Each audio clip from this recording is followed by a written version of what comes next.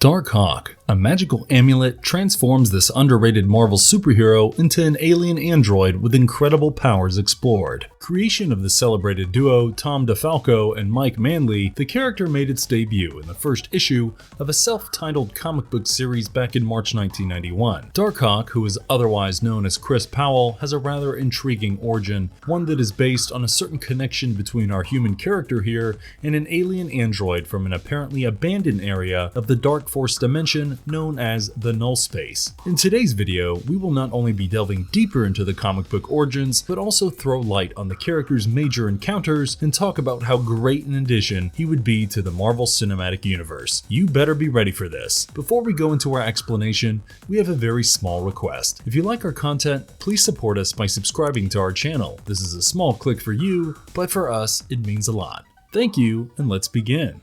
Exploring his comic book origins and backstory, we will thoroughly be exploring the first 3 issues of the comic book series here. Dawn of the Darkhawk begins with a hobgoblin impatiently looking for some kind of an object. He has recruited crime lord Felipe Bazin to look for the exquisite item, and the latter's men are already following up on a lead. By the looks of his conversation with Bazin, it is pretty clear that he desperately wants to lay his hand on the object before anyone else does, and is ready to pay the mob boss literally any amount that he quotes. The next scene shifts to the abandoned Wonderland amusement park in Queens, New York. The fairground has been closed for 3 years now, and it's even scheduled to be razed to the ground within a few days. A closer peek takes us inside the amusement park, where Bazin's men are seen trying to get some information out of the old homeless St. Johnny. Apparently, every clue in relation to the object has been pointing them towards the old fairground, and Bazin's men are hell-bent on getting an answer out of him. With Johnny repeatedly telling them that he doesn't know what they are talking about, the men are going to assault him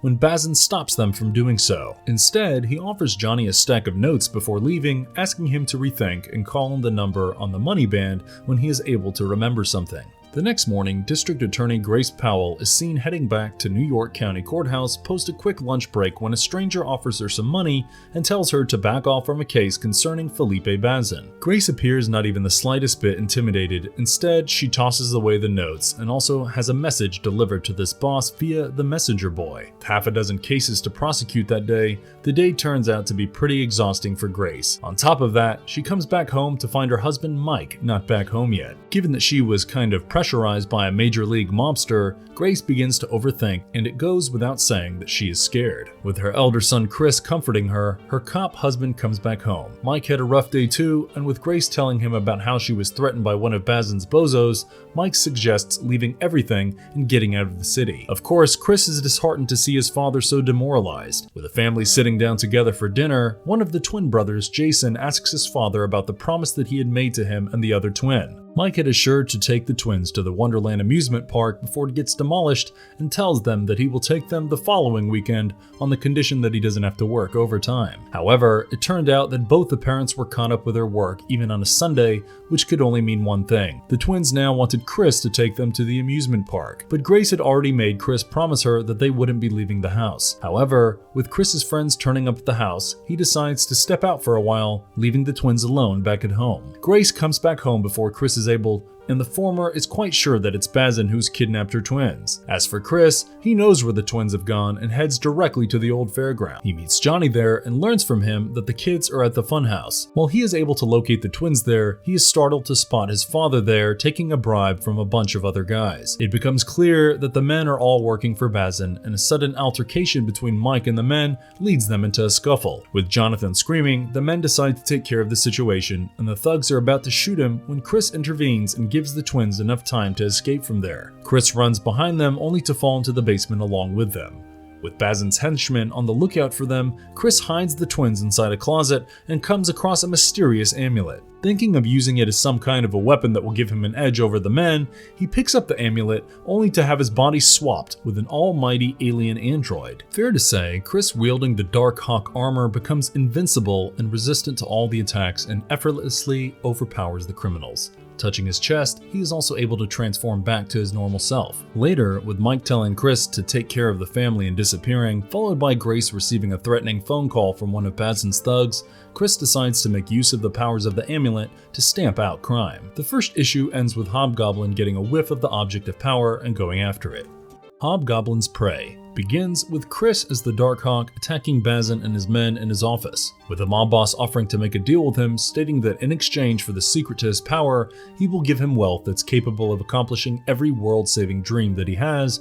Darkhawk gets furious to an extent where he hurls him out of the window. Bazin would have fallen to his death had Darkhawk not changed his mind at the last minute and dragged him, above telling him that he will be keeping a close watch on all of his activities. He is about to leave when he gets attacked by Hobgoblin, who is absolutely thrilled to have found him. With Hobgoblin attempting to get the amulet, Darkhawk shoots a dark force blast at him, but that doesn't stop the supervillain from counterattacking him. He does it with all his might and disdains him by stating that he doesn't deserve the power he wields in the first place and that it's only Hobgoblin who is worthy of such power. Darkhawk gets badly injured by a shrapnel in the process and decides to get away from him for the time being. He finds a secure spot for himself and looks at his wound to find himself bleeding profusely. As he transforms back to his human self, he is located by the Hobgoblin, who demands to know where Darkhawk is. Of course, Chris isn't too happy to see another costume crazy, but is successful in fooling him and directing him in a different direction. With Hobgoblin leaving, Chris's conscience tells him to alter into the Darkhawk persona and go after him, but he is too tired post the fight and instead decides to go back home. Grace is still hooked up with the Bazin prosecution and tells Chris to heat up his own dinner before leaving for work. A while later, Chris finds Hobgoblin meandering above his home, and the first thought that comes to the former's mind is the villain tailing him there. But with the notorious villain venturing towards the amusement park site, Chris initially lets out a sigh of relief, but then it dawns upon him that the Hobgoblin is in the neighborhood and that he has to do something about it. Suddenly, Chris spots Spider-Man there, and it becomes crystal clear to him that the latter is after Hobgoblin. With the web-slinger indulging himself in a fight with Hobgoblin, things get heated up, and Chris realizes that he has to intervene in the situation. Of course, he can't just stand by and watch his hero meet his untimely demise in the hands of the Hobgoblin. Chris changes to the Darkhawk armor and finds his former fatal wound all healed up. In fact, there's not even a scratch there. No points for guessing.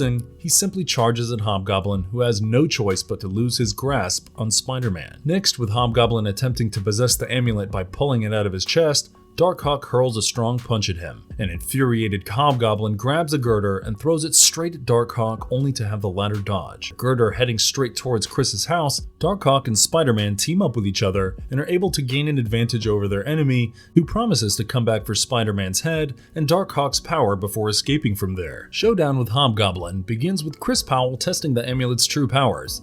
He is seen performing some pretty stupid and at the same time daring stunts, such as leaping in front of a moving car, transforming himself into Darkhawk, stopping the speeding car, tossing the vehicle up, and eventually shooting a fire blast, which of course explodes the car. He calls the whole thing practice. Back home, Chris is seen taking charge of quite a few things, even if it's a burnt French toast for that matter.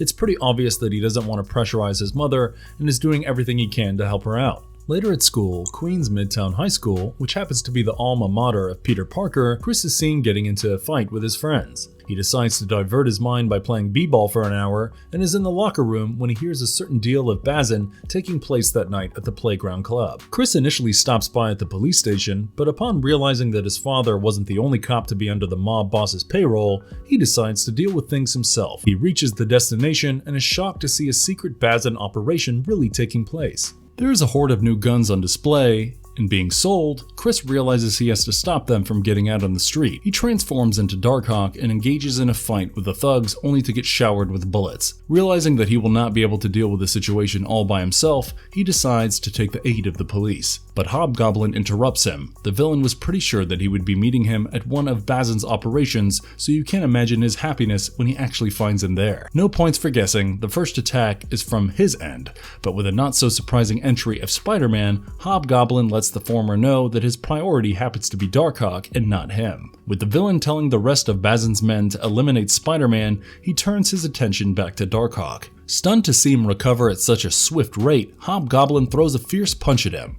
Well, that marks the beginning of another insane fight between the duo, which initially has the villain testing his new toy, we are stressing on coils, on Darkhawk. The coils wrap Darkhawk from all the angles, constricting him and making him almost incapable of moving, not even the slightest bit. But with Chris remembering all of his loved ones and not wanting them to suffer, he is able to free himself from the coils. Now he is even more infuriated and is determined to put an end to Hobgoblin. To be honest, Darkhawk could have strangled Hobgoblin to death had Spider-Man not interrupted him from doing so. In addition to this, another intervention of a couple deviates Darkhawk's attention from him, only to have the villain gain an upper hand in the situation, cause a distraction, and escape from the place. Spider-Man rebukes Darkhawk, addressing him as a jerk, and tells him that there's no going back if he ever crosses the line of killing someone. Back in Bazin's office, the sinister intentions of the mob boss are finally disclosed.